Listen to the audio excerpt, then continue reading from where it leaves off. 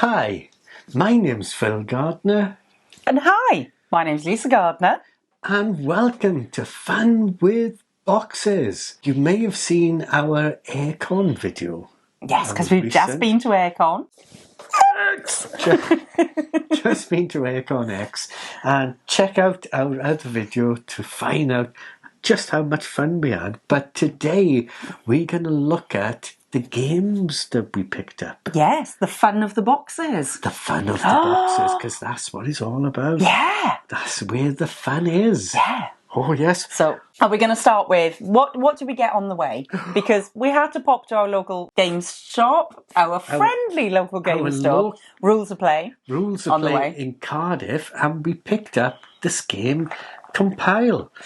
And I'd seen a bit of buzz about it and everything, so I'll pick it up. Well, we tried to grab it at SN because we'd heard good things about it. I think it had already been shown at some American conventions, and I'd heard good stuff. And at SN, you just could not get it for love nor money. No, it sold out instantly. So we heard that our friendly local game store had managed to get some stock of it, so we had to pick it up on the way to AireCon. It was a game we got to play on the train, which was amazing. So it was fantastic. Yeah, you're probably going to do some footage of this, but anyone who likes Air, Land and Sea, which we absolutely love, and wants a bit more and a bit more craziness going on. This is Air, Land and Sea on acid. Yes, that's the phrase I used all weekend. Air, Land and Sea on acid. We played it on the train. My beaver actually played it on the train as well. Yes. When you went to the toilet, the beaver took over your turns. Yeah.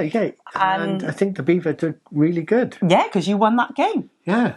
I couldn't have done it without the beaver. Couldn't have done it without the beaver. Couldn't have. No. But we also picked up at our friendly local game store the promo pack for Fellowship of the Ring.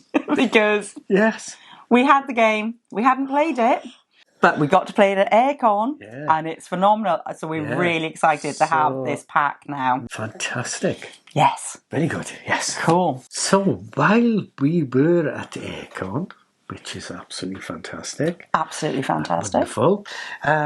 Wonderful people gave us Chaosium. Yes. So Amazing Lawrence with Chaosium. Yeah. The basic role playing game, because we were chatting to them for a while. Absolutely amazing, lovely people. And this was the one book you didn't have, and they kindly gifted it to you. Yes. So you'll be covering a bit of that. I'll definitely be covering that, and I'm really looking forward to reading it as well.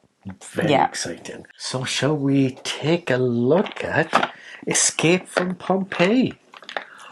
So I'm really excited to do some coverage on this game. So Sam, we met at AireCon in Telford. Absolutely wonderful person. Yes. And it was very prototyped at that point. It's going to be going to crowdfunding, isn't it? But this is a very prototype. But definitely a more finished look than we saw at AireCon Telford. So excited by this. So excited to see when we turned up at AireCon, and they had their stand set up there, and we could immediately see the difference compared to the previous time. The artwork to start with, absolutely beautiful sort of old Pompeii look with the Roman sort of like tiles and everything. So it's going to be interesting to play through this because we haven't played it yet. Can't wait. Sam was wonderful, and the toga-ness at their stand was quite spectacular. Yeah. It was. I need a toga. You'd look good in a toga. I don't think I would, to be honest. Too white. Too white for a toga. Too white. But so Sam, thank you so much for giving us a copy of your precious prototype for us to cover. Like I say, this will be passed on. We get to look after this copy for a little bit of time to do some coverage. Yes, definitely looking forward to that one, and really loving the Vesuvius. Yes, the the volcano. Volcano in the centre. Because we've seen the development of the volcano, because there was options at Telford. 3 different options at Telford. It was cute. You could vote on what was your favourite volcano at that one of what to do. But this has gone in a different direction, but it's really, really aesthetic. Really, really works. Yeah. So seen that. Looking forward to that. Can't wait. Thank you, Sam. And then, of course, Gareth from Fireplace Games. The gaming machine. The gaming machine that is Gareth Edwards. I don't think he sleeps. Good. I do not think he sleeps at all. If he does, he doesn't count sheep. He counts game ideas. Yes. In his mind. Yeah. Yeah, I think every moment of the day he's coming up with a new game idea. Oh my goodness, but he has come up. I do love the look of this game, I must admit, with a game called Tile Wars. Yes. Ooh. So again, we got to play through this. He demoed it to us in Telford. Yep. And again, it's interesting to see that sort of development. He's explained some of the tiles have changed from when we saw it last. Haven't played this latest iteration of it, but excited to do that.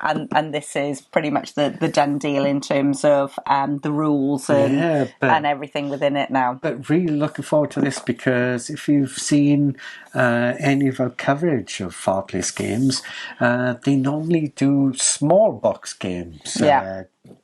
Woof Days, Dino Days. Apart from the original Fireplace game. Oh, yeah. So this one is quite a chunky game. And very different theming than we've seen from Fireplace before. So we're excited to dive into it. Like I said, we've played a little bit of it. And we're excited to get our teeth into it a bit more. Now we're going to play a lot more of it and then let you know what it's like. Yes. Okay. Show all the goodies. Oh, yes.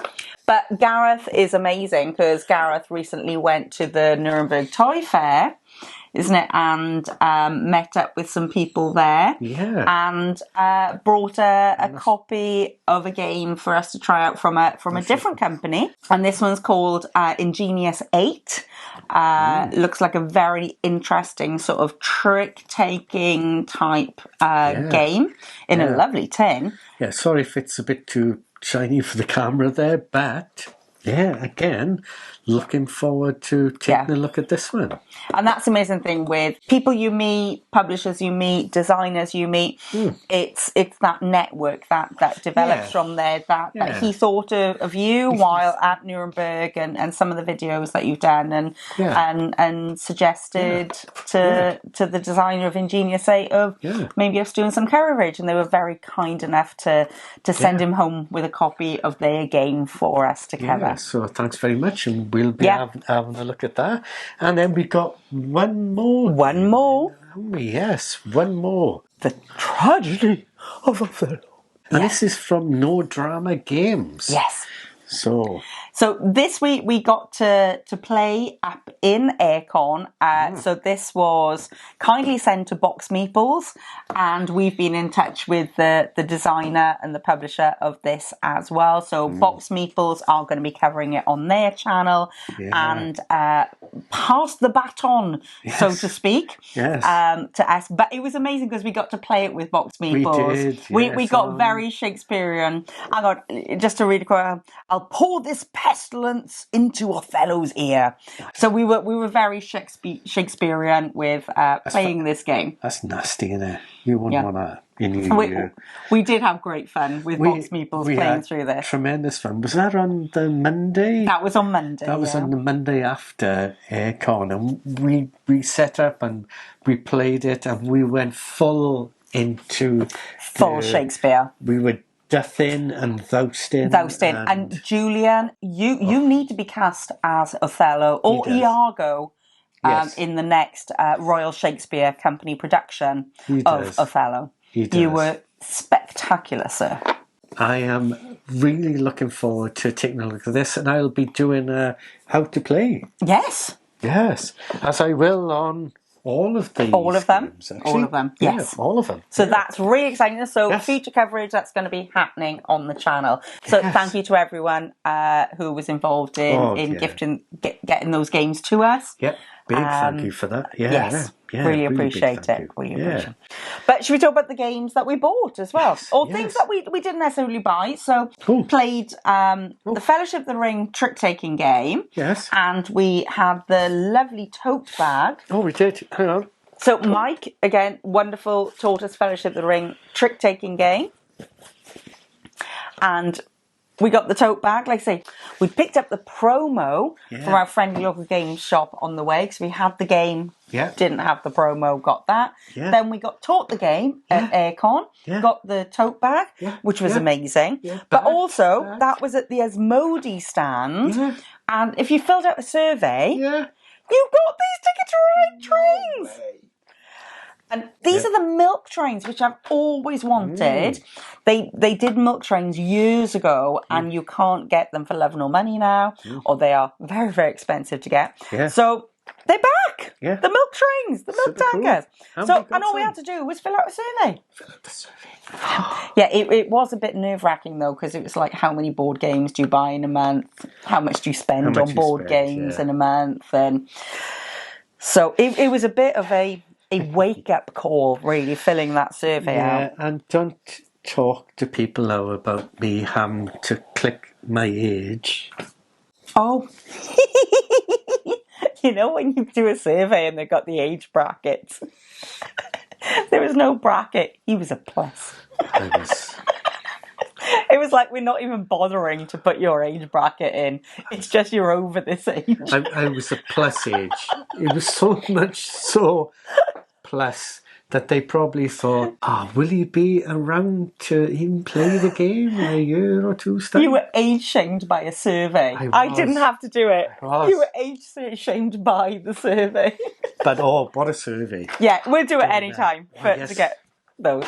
Definitely. So, we talked about Compile, but what you've got in that box is an extra bit of Compile. Yes. That we bought at AireCon, and what we also bought, if I can reach it, is the Compile playmat. Rather wonderful. You're not going to be able to see the top or bottom of it, so if I just try and do it this way, and when you play the game, you will understand why the playmat is this way rather than that way. Yeah. But what a fantastic playmat. It is a very good playmat. For a fantastic game. Yeah.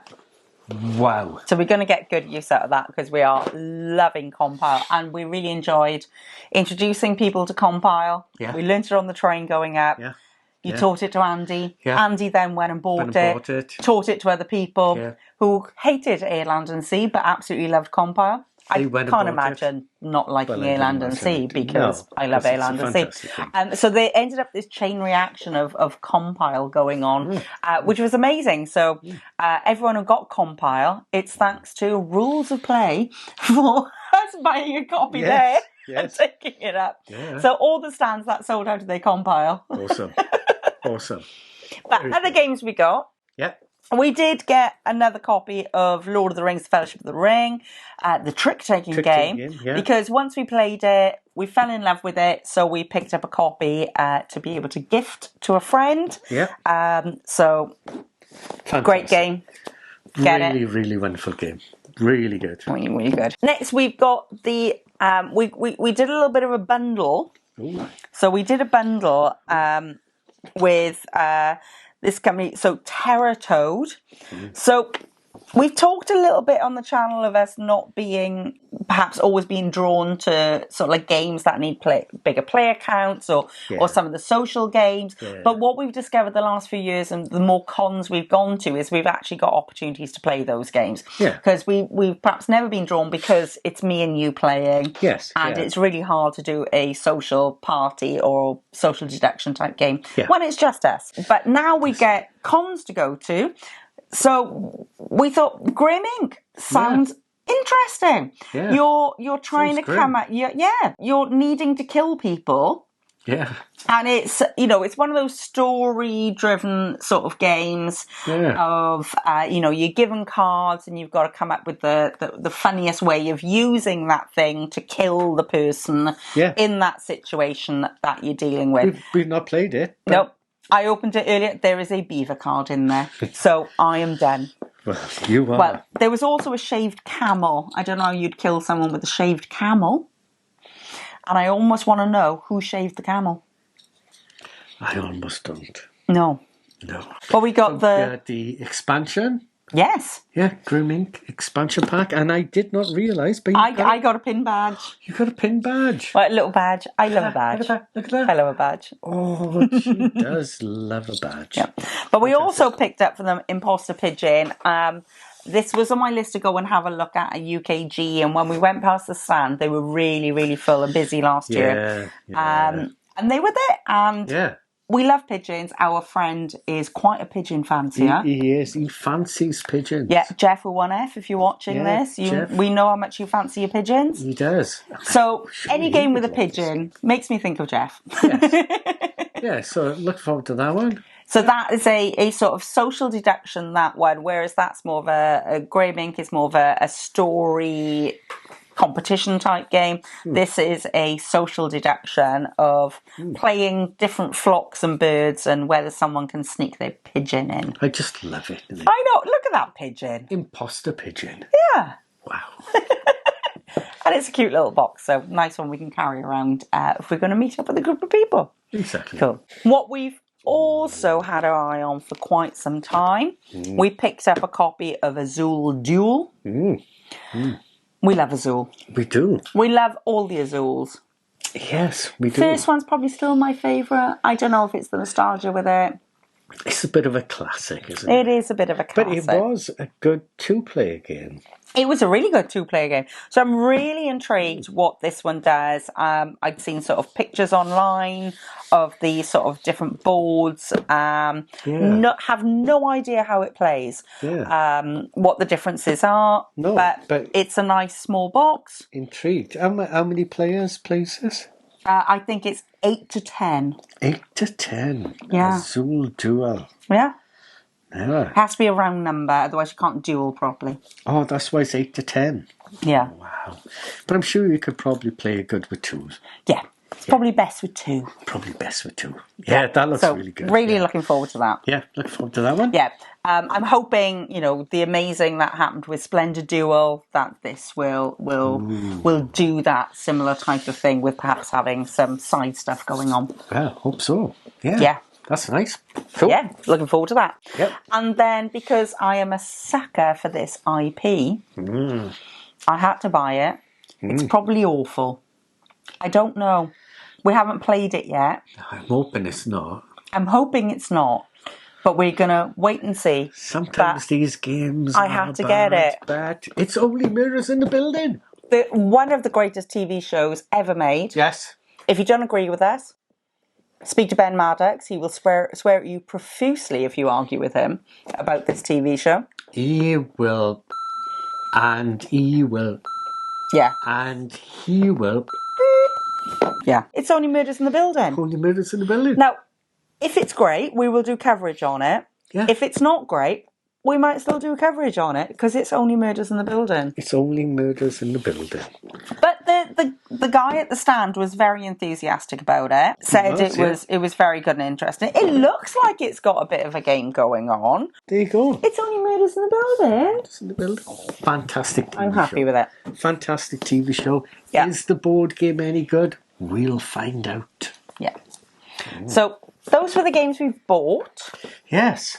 But we did also, at the end of con, do the charity pickup, pay what you want, and we did pick up a few things from there. Yes. So this is where people bring games to sell in the bring and buy.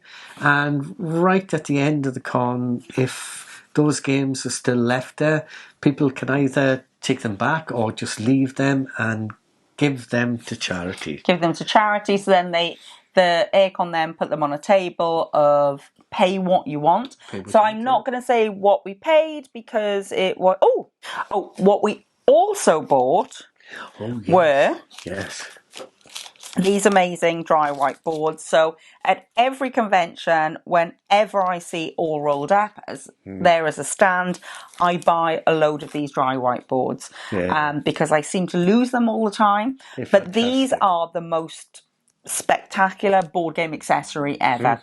I've always got a few of them in my handbag with some dry white pens because if you need to keep tally of a score in between games, we used it multiple times over the weekend of keeping a score in between, sort of like Kabanga and things, of keeping tally of what your score is, Milkuro. You can play just one, so you don't have to have... This is what these are amazing for, or what we use them for a lot, to make Just One portable, because obviously the Just One boards are amazing, but if you want to take it on a night out...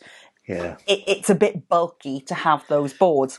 All you need is a pack of these, some dry white pens, and the cards from Just One. So we make Just One portable by using these, and we always buy these cards from All Rolled Up.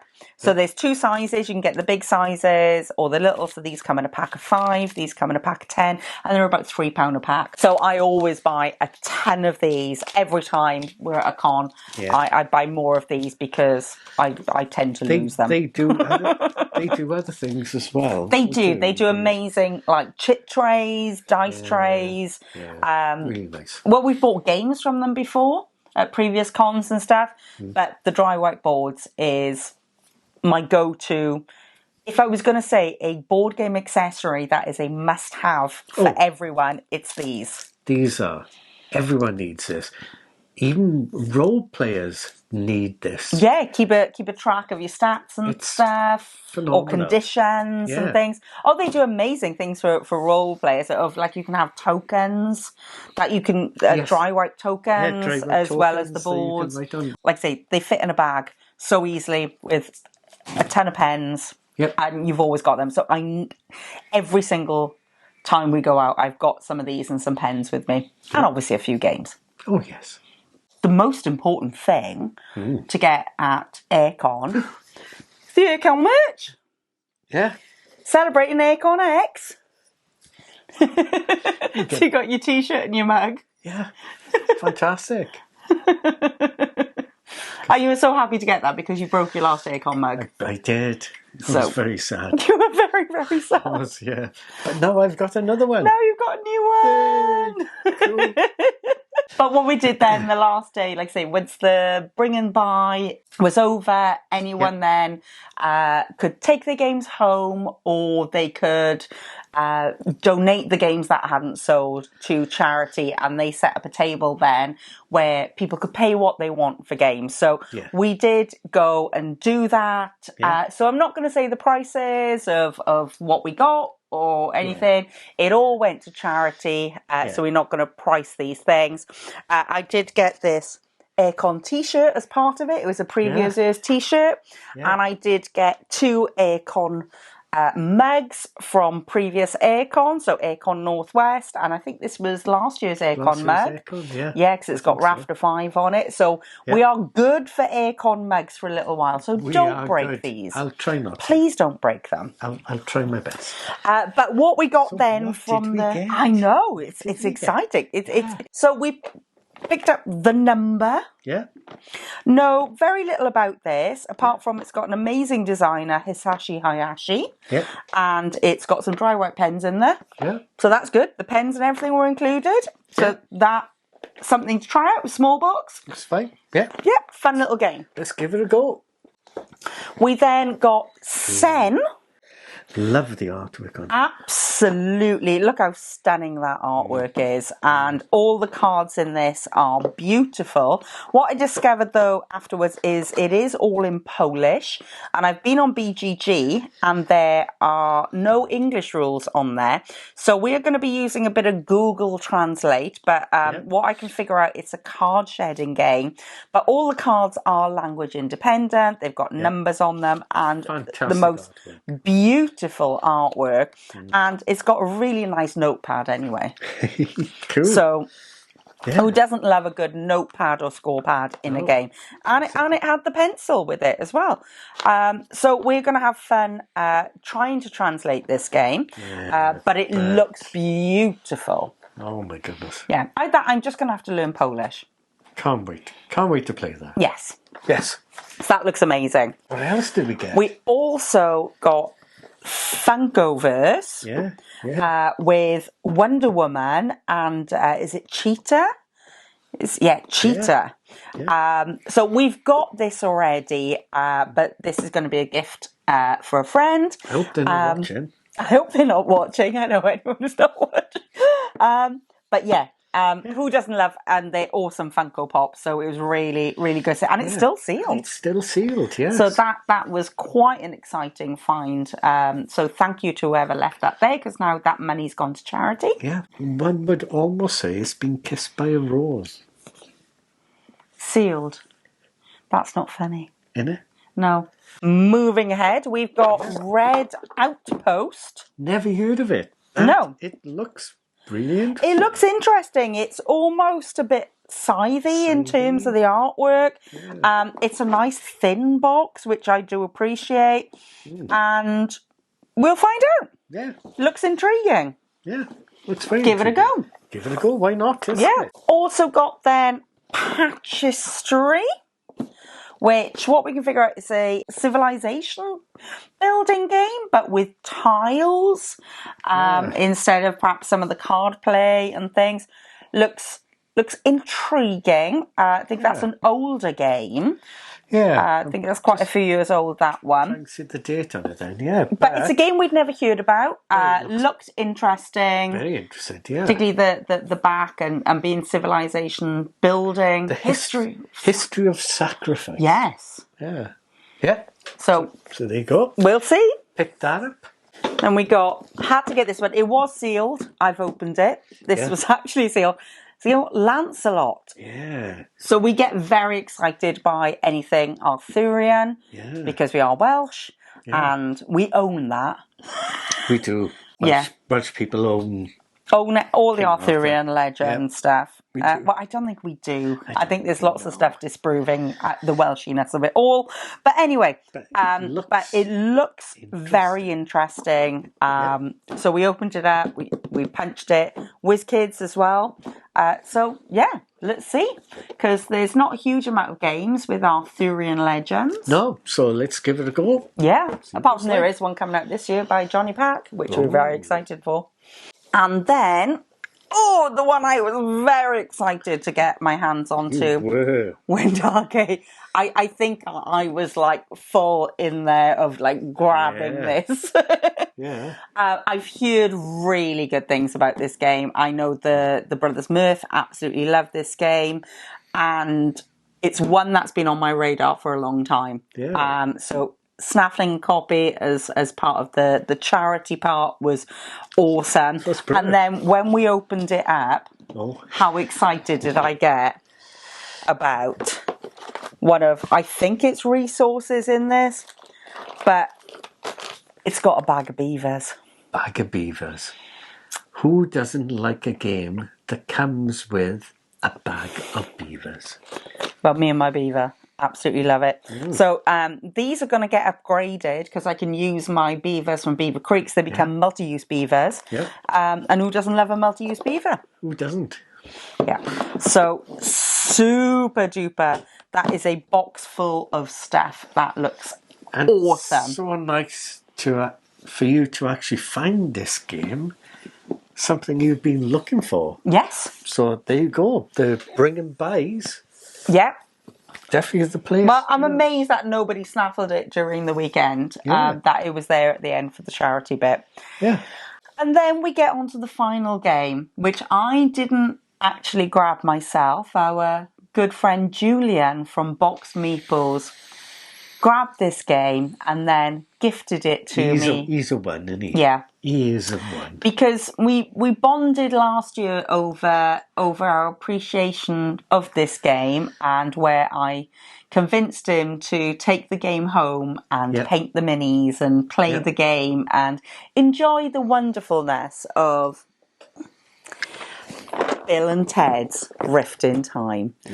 So I've not played the game. You've not played the game. Julian wanted us to have the joy of this game. So found the copy in the charity bit. Again, with unpainted minis. This isn't Julian's. Julian is obviously loving and treasuring his copy. Yeah. He managed to find a copy for us. Yeah. So this might be the first game where I paint minis. It could be. Oh, that'd be good, wouldn't it? Yeah. But this has become a bit of a battle now with me and Julian about Bill and Ted's Rift in Time. Yes. It has, yes. Yeah, this is going to be an ongoing thing, I can imagine, of our love for Bill and Ted. There you go then. Yeah. Yes, and that's everything we got at AireCon. Yes, that is everything, isn't it? Yeah. Yeah. Our bags were full. Oh, like I say, we could have bought so much more, brought home so much more. Yeah. But there are limitations. Yep. We have to carry them home on the train. So this, as you can imagine, was a lot of games to try and carry home on the train. Yes. But we did it. We did do it. We did do it. And it was spectacular.